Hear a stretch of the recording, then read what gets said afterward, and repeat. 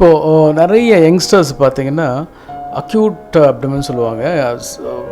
கடுமையான வயிற்று வலியோடு வரும். வயிற்று வலியோடு வரும்போது நிறைய காரணங்கள் இருக்கலாம். அதில் ஒரு காரணமாக நம்ம கிரீஸ்வரி ஹாஸ்பிட்டலில் யங்ஸ்டர்ஸு எஸ்பெஷலி ஆல்கஹால் சாப்பிட்றவங்க, சொல்லக்கூடாது சில்ட்ரன், அதாவது 21 வயசு 22 வயசுலலாம் வந்து பெயின் அப்டமன், அது நிறைய காரணங்கள் இருக்குது. அக்யூட் கேஸ்ட்ரைட்டிஸாக இருக்கலாம், நிறைய ஆல்கஹால் சாப்பிட்டதுனால எரிஞ்சு இருக்கும் இறைப்பையெல்லாம் கூட, அதனால வயிற்று வலி வரலாம்.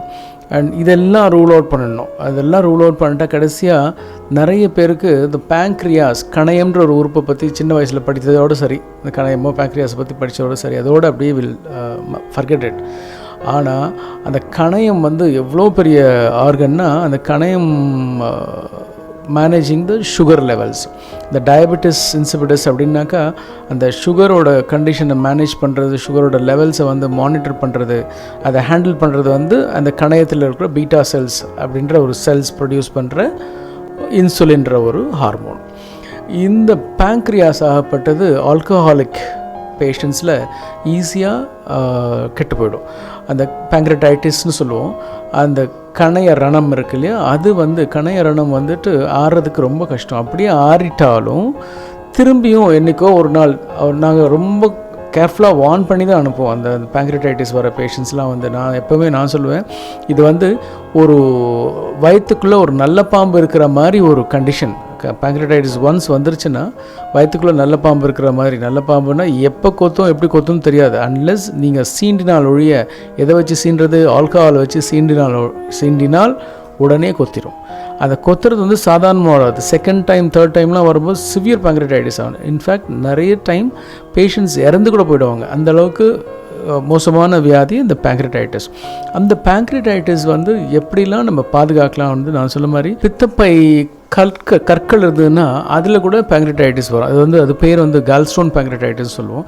பட் நம்ம ஊரில் காமனஸ்ட் காரணம், ரொம்ப பெருவாரியான காரணம் பார்த்திங்கன்னா ஆல்கஹால் தான். ஆல்கஹால் சாப்பிட்றதுனால கணையம் கெட்டு போகிறது ரொம்ப காமனாக இருக்குது. அப்புறம் வைரல் பேங்க்ரடைட்டிஸ்னு சொல்லுவோம்.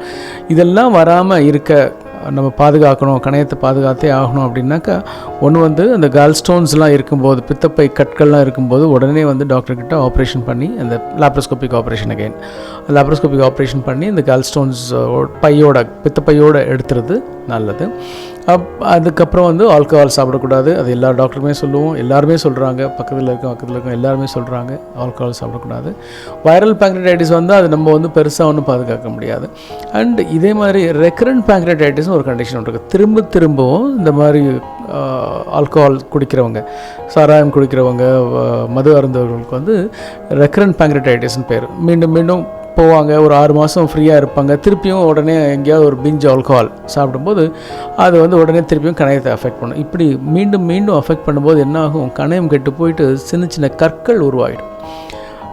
க்ரானிக் கால்சிஃபிக் பேங்க்ரடைட்டிஸ்னு பேர். அந்த கணைய கற்கள் உருவாகும்போது கடுமையான வலி ஏற்படும். ஸோ கணையம் எங்கே இருக்குதுன்னு பார்த்தீங்கன்னா, வயிற்று பகுதியோட பின்பகுதி, வயிறு ஒரு பெரிய அறை, அந்த அறையோட பின்பகுதியில் தண்டுவட எலும்பு இருக்கு இல்லையா, அந்த எலும்புக்கு மேலே வைக்கப்பட்டிருக்கிறது பேங்க்ரியாஸ் நம்மளோட கையளவு தான் இருக்கும், இதே ஷேப்பில் தான் இருக்கும்.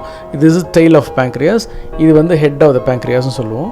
அந்த டெய்ல் ஆஃப் த பேங்க்ரியாஸோட வால் பகுதி இருக்குல்ல, அந்த வால் பகுதியில் தான் அந்த பீட்டா செல்ஸ் ஆஃப் லாங்ஹான்ஸ் இருக்குது. அதுதான் இன்சுலினை சுரக்கிறது. அந்த இன்சுலின் தான் நம்மளோட சுகரை கண்ட்ரோல் பண்ணுது.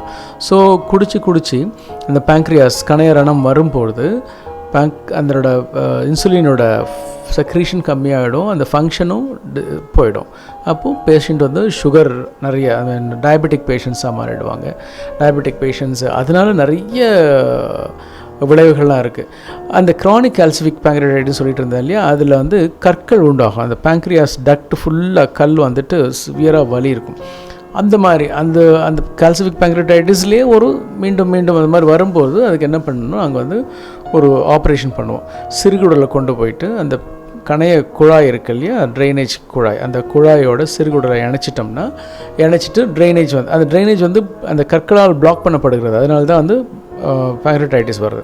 ஸோ அந்த கற்கள்லாம் எடுத்துட்டு மீதி இருக்கிற அந்த டக்டோட, அந்த குழாயோட சிறுகுடலை வந்து இணைச்சிட்டோம்னா பேங்க்ரியாட்டிகோ ஜெஜனோஸ்டமின்னு பேர் அந்த ஆப்ரேஷன் பேர்.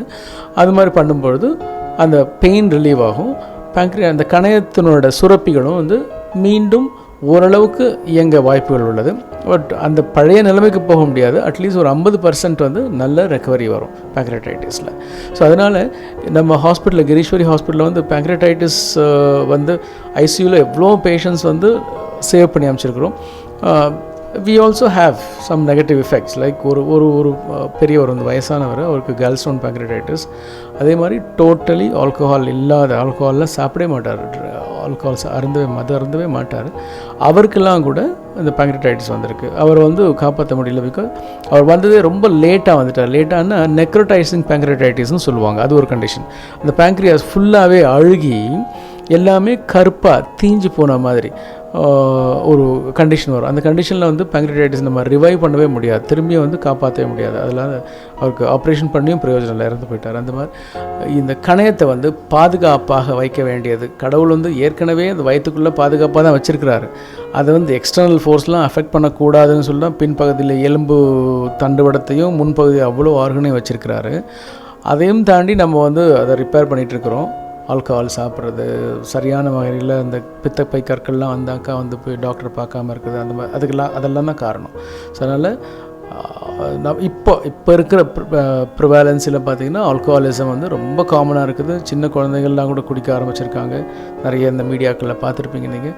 அதெல்லாம் அவாய்ட் பண்ணிவிட்டு நல்ல மாதிரி ஹெல்த்தியாக வாழணுன்றது இந்த கிரீஸ்வரி ஹாஸ்பிட்டலோட வேண்டுகோள். அப்படி all the best, happy and healthy life.